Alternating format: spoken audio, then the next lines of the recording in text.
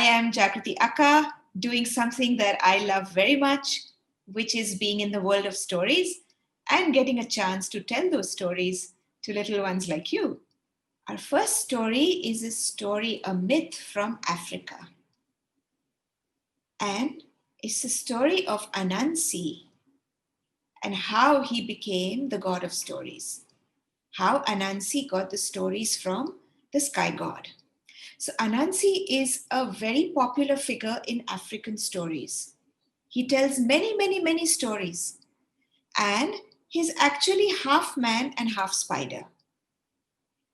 So you can see that he has many arms and legs because a spider has 8 legs, right? And so Anansi also has that. And the top half of Anansi is man and the bottom half is the body of a spider.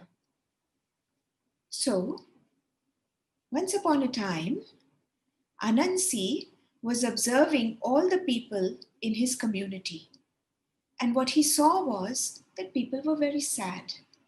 They lived near a river, and they were a little tribe, and the people were not so happy.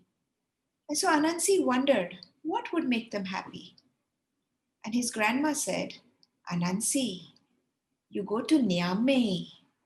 Nyame is the god of stories. He's the sky god.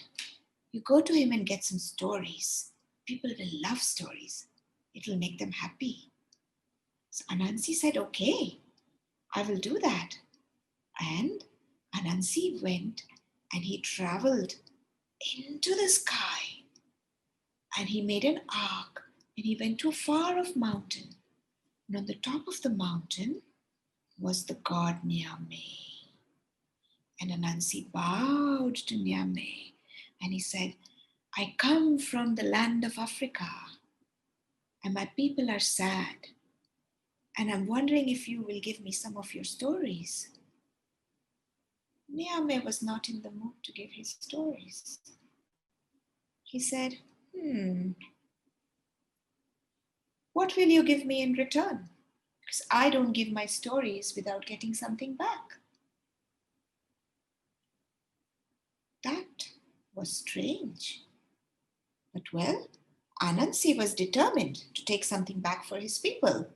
So he said, whatever you wish, tell me what I can bring you. And so Nyame said, I want you to bring me Onini the python. And I want you to bring me Osebo the leopard. And I want you to bring me Moashia the fairy. And I want you to bring me Mboro the hornet. Hornets are like little bees. They're insects, but they're like bees and they sting. Okay, said Anansi. That sounds like a lot of work. Anansi came back from the sky, back to Africa, and he took the help of his wife. But how do we capture these? His wife was a very wise lady, and Anansi was also very clever. So they played tricks. Because, the python is very strong, the leopard is so ferocious, the hornets can sting, and the fairy is so mischievous. How will they master it? How will they get all of them? And so here's what they did. They went to the python who was sitting all curled up, and they said that we need to measure you. So the python said, okay, measure me. So they said, but we can't measure you till you become straight. And so the python said, okay, how do I become straight? Because I keep curling up. I'm a python. So Anansi said, well, I will tie you to a branch or a tree trunk, and then I will measure you. So the python said, okay. And so they straightened the python out and they tied him up to the branch, and then they could capture the python because he was all tied up. Next came Osebo the leopard. How will they capture the leopard? So what they did was they dug a pit in the ground and then they covered it with leaves. And when the leopard came, he fell and he was in the pit and he couldn't get out. And then Anansi came to the top of the pit and he looked down and he said, I can help you. So the leopard said, oh, please help me get out. He says, I'm a spider. I have gifts. I can put out my web. I can spin a web and I can carry you out of there. So the leopard said, sure. And then what Anansi did, he spun out a huge sticky web just like Spider-Man does. And he wrapped the leopard in that. And then the leopard was captured and they could put him at the side. Now they had to catch the hornets. Now they knew that the hornets are afraid of water. So what they did was, Anansi and his wife, they took a vessel called a calabash. In Africa, it's called calabash. It's like a bottle. And they took a calabash and they made a little hole in it. And then they hung it over his head and it felt like it was raining. And so all the hornets started coming to the calabash to take refuge. And they went in through the hole. And as they went in through the hole, he quickly sealed the opening and then he had a calabash full of hornets. And then finally now they had to capture the fairy, who was very tricksy. She was also very proud and vain. And so he made a doll which looked just like the fairy. And then he covered the doll with some sticky gum. And then he placed the doll under the odum, the tree of life. And then he put some yam. Yam is a sweet vegetable. It tastes sweet. He put some yam in a bowl in front of it. And then when the fairy came, she wanted to eat the yam.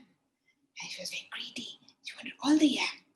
So as she went close to the yam, started eating it, she got stuck to all that sticky gum. And then he took all of them together and off he went to Niamey. And he said, here you are.